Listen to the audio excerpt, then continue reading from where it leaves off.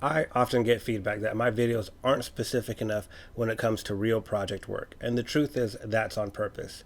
It's because getting to too specific will not actually help you be specific on your own projects, because business analysis is really and literally about getting to the nuances of a specific situation. So knowing my specific situation won't necessarily help you be successful in yours.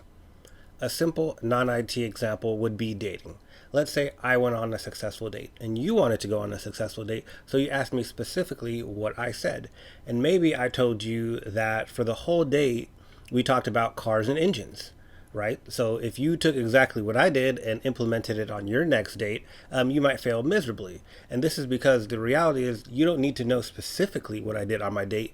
You need to know my intentions and goals whenever I go on a date, and my mindset, so you understand why I might ask the questions that I ask. And in this case, those intentions might be something like getting to know somebody and genuinely showing interest in something that they're passionate about. In this case, maybe I asked her how she knew the person that introduced us, and maybe they met in an engineering class. And then I asked her why she chose engineering. And then I got a whole backstory about how her dad used to own a garage, and she used to just be around the garage all the time and got really passionate about cars and engines, which is like a whole backstory to kind of get to the end result of us talking about engines the whole time. But the success isn't the fact that we talked about engines the entire time. Much like people, businesses evolve over time, and those evolutions create a lot of nuance in how they do business. And failing to take those nuances into account as a business analyst is really the key to failure in business analysis activities. That being said, I'll give an example of a project that I've worked on, not because I think it'll help you be successful, but I think it'll give you a good example of the types of project work that a business analyst does. One of my first major projects was an integration project that I've talked about in another video before, and it was a waterfall project. The company that I worked for, who we'll call Enterprise X, purchased another company who we'll call Company Z. I was specifically responsible for integrating Company Z's e-commerce platform. It was a customer-facing platform, and it was used by Customer Z's resellers, who are companies themselves, so we didn't want to disrupt things too much.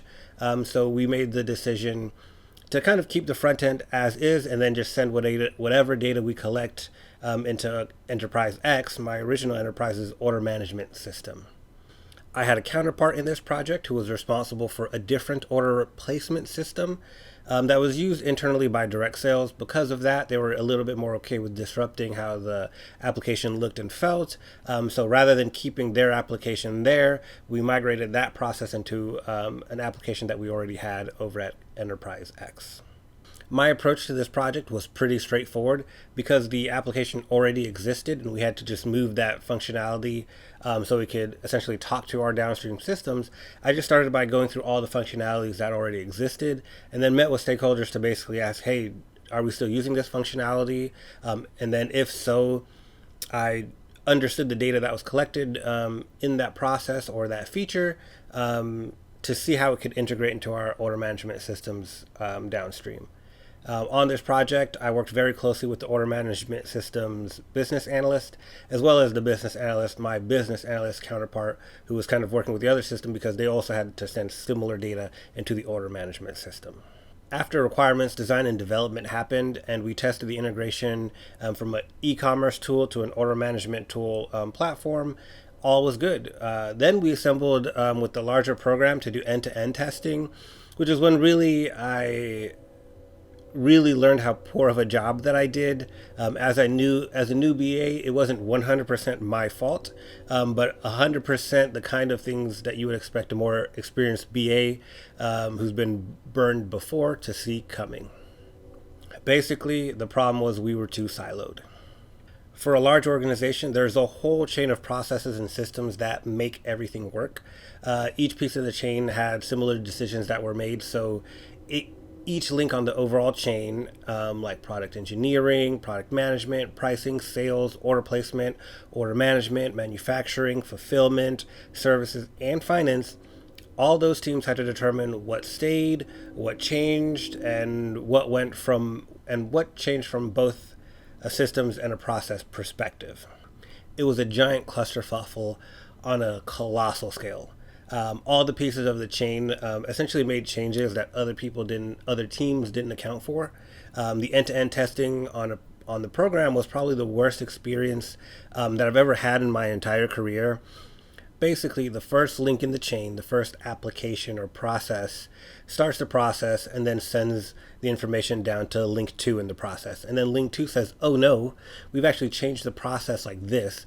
We need data this way now. So now link 1 has to go back and rework their system to make sure they're sending it in the way that now link 2 expects it.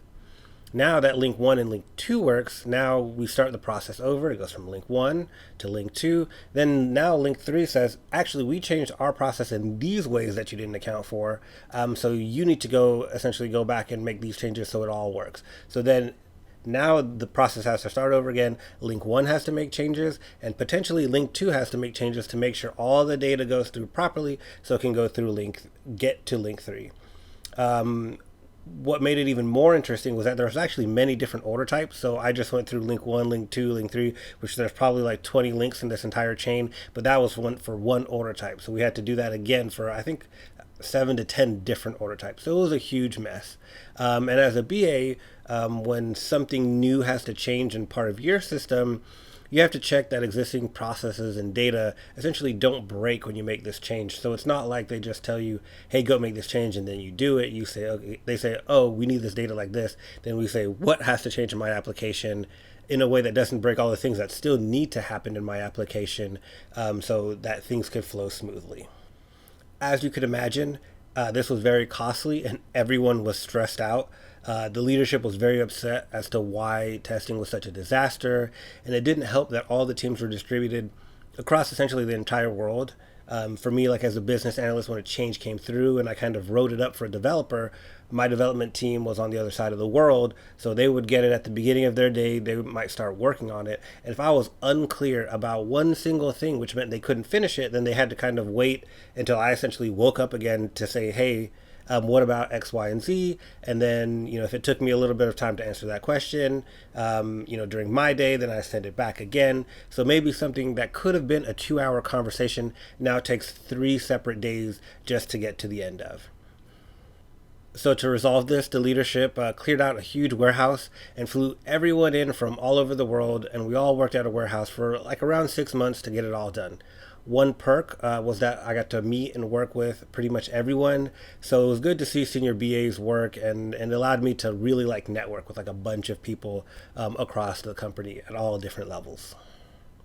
In hindsight, some things that I could have done was a better job of kind of tracing every piece of data from its origins to confirm whether the data will remain the same, as well as the processes used to obtain that information. At the time, I'm not sure I would have had the confidence to push in that way at project teams that weren't my own team, but as a more senior level BA, I could have pushed other senior level BAs on those teams, as well as at least communicated up the chain of command within the program, so people kind of understood maybe we're a little too siloed and this will probably be a huge problem when we get to end-to-end testing. Also, from a program perspective, it would have benefited us to work in a more agile approach. As a program, essentially, it basically just took us way too long to validate and learn if what we did was the right thing. I hope that was helpful in helping you see how a project might be for a business analyst. And of course, give me a thumbs up or a comment, or leave me a comment to let me know if this is the kind of content you want to see more videos with real project examples, or leave me a comment if you have any other questions about business analysis. And of course, subscribe to see those questions get answered. And thanks for watching.